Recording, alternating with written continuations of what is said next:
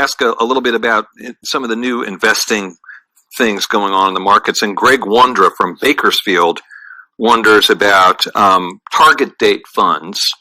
And I wanted to also ask about all the new index funds with a brain.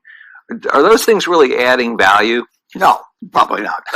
The S&P 500 index fund is the one to use. That's the one I used in that bet I made for 10 years. It's the one I've told the trustee for my wife to put 90% of the funds I leave her into.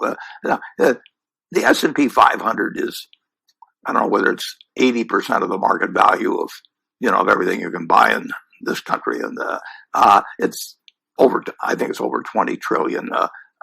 And you're buying America. And let me give you a figure that'll blow your mind. I think I bought my first stock when I was 11 years old. It was the first quarter of 1942, shortly after Pearl Harbor. I spent $114.75. Three shares, $114.75. If I put that 114 into the S&P 500 at that time and reinvested the dividends, think of a figure as to what it would be worth today. Oh man! Well, it's okay. But I just want your audience to think for a second. Okay. The answer is about $400,000. So if I, as a little kid, had taken that $114 I'd saved shoveling snow or whatever I'd done, $400,000 today, one person's lifetime. That's America. I mean, that isn't me. It is the huge tailwind the American economy gives to any equity investor. Now, the market's gone down many times during that time. People have panicked during that time. Headlines have been terrible. It looked like we were losing the war when we first bought it.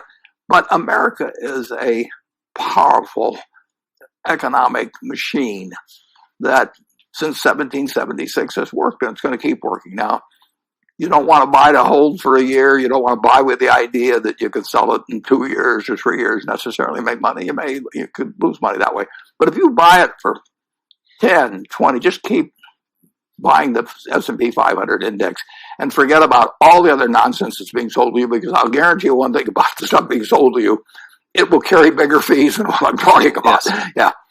And there's no reason to think that we don't know if it's 400,000, but that same sort of process or returns won't happen starting right now.